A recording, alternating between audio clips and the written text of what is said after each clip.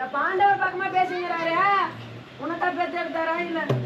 கேடா இப்படி மட்டும் தான் எனக்கு தேவை. அப்பா மைந்தா துரியோதனா காவலுக்கான என்னவோ சொல்றான் பாரு. காவல் ஓ என் நாடோடி நாயே என்ன மட்டும் சொல்லு. சொல்றா. இல்ல தர்மரு அவருக்கு வந்து இலவச பட்டம் கொடுத்துருக்கீங்க.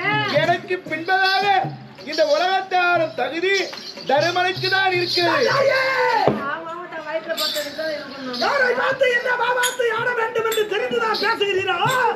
மைந்தா மைந்தனை கேட்பாயே மாநிலமை வருக்கு தந்தது தகுதிதானே என் மைந்தனே.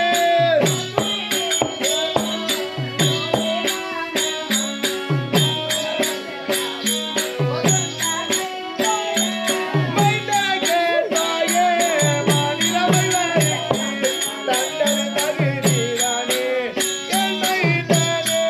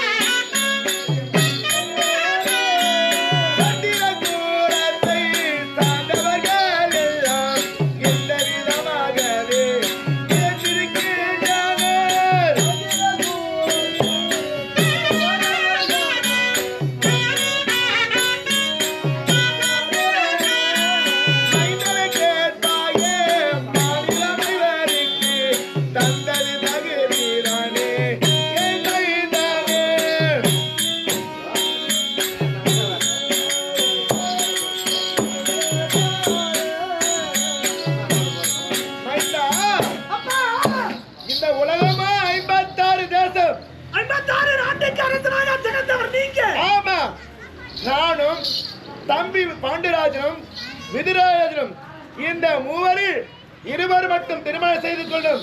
இருவருக்கும் புத்திர பாக்கியம் இருக்கிறது.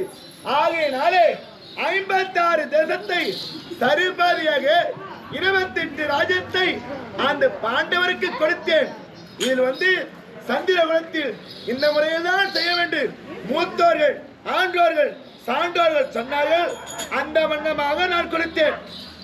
அப்பா ஏன் நன்றாக யோசித்து பார். பிரகாரம் இந்த நாட்டுக்கு இளவரச பட்டம் இறக்கிறார். கிடையாது மைந்தா, கிடையாது. யார் கிடையாது? நீ எத்தனை முறை சொன்னாலும் சரி, இதை ஏற்றுக்கொள்ளவே முடியாது. துரியோதனா, நீ முதலில் பிறந்தாயா தருமன் முதலில் பிறந்தானா? அதெல்லாம் கிடையாது. தந்தைக்கு நான் மூத்தவன். மைந்தனே, என்ன யார் முதலில் பிறந்தது? முதலில் பிறந்தது யாரு? அப்பா மைந்தனே சொல். முதலில் பிறந்தவன் நான். அவனுடைய நாமத்தை நான் உச்சரிப்பேன்.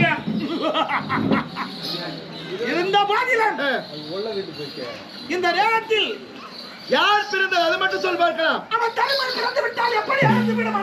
வயதில் மிகுந்தவர்க்கு உண்மைய மகுடத்தை தயவாகவே அவர் தந்திருக்கின்றார்.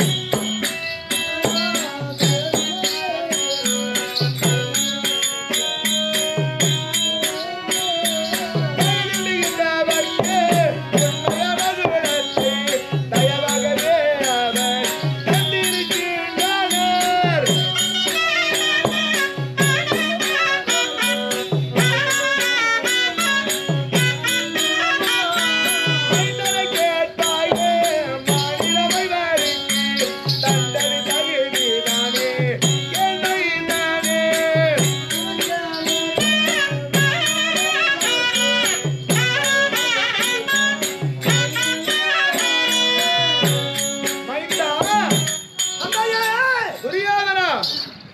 இந்த சந்திர பரம்பரையில் ஒரு தலைமுறையிலிருந்து அடுத்த தலைமுறையில் யார் முதலாக பிறக்கின்றாரோ அவர்தான் நாட்டை ஆள தகுதியுடையவர். அப்படி என்று நான் சொல்லவில்லை. சஞ்சயனும் விதுரனும் துரோணாச்சாரி கிருபாச்சாரி பீஷ்மாச்சாரி, அஸ்வத்தாமன் மற்றுமுள்ள மந்திரிகள் அனைவரும் சொன்னார்கள். இது நம் மரபின்படியே அந்த தருமனுக்கு இளவரசு பட்டு கொடுத்தேன். தந்தையே, இதில் என்ன தவறு இருக்கிறது? பெரியோர்கள் சொன்னார்கள், மூதாதிகள் வயதானவர்கள் அண்ணவருக்கு என்ன தெரியும்? இந்த இளையார்வழி அந்த இளைய தலைமுறையை பற்றி தெரியுமா அண்ணவருக்கு? இருந்த மாதிரம் வைத்திய காரணங்கள் அந்த வயதான கிழவனங்க தெரிவித்தார் என்று தெரிவிக்கிறாயே. அண்ணவர் சொல்லலாம் நான் கேட்கவே மாட்டேன். இருந்தாலும் அவரே சொல்ல கேட்க மாட்டேயா? கேட்க மாட்டேன். நானே அந்த நாகி நாட்டினையாடி வானுலக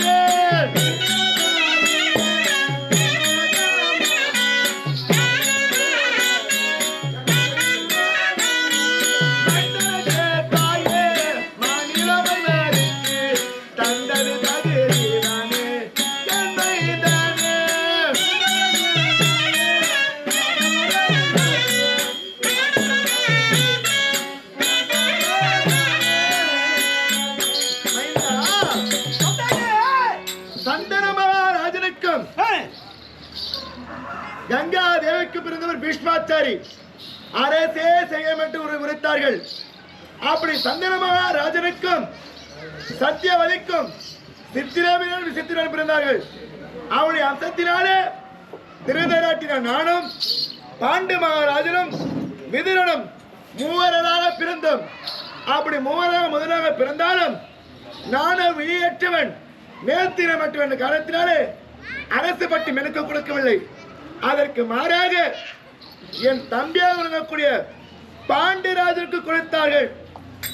பாண்டியராஜன் சிம்மாசனத்தில் ஏறி சில நாட்களாக ஆட்சி செய்து கொண்டு வருகின்றான். நானும் மனது குன்னி அந்த மரத்தில் தனியாக அழுது கொண்டிருந்தேன். சஞ்சனத்தில் சொல்லிக்கொண்டு இதை பார்த்தார் பாண்டியராஜன். பார்த்துடனே பாண்டியராஜனாகப்பட்டவர்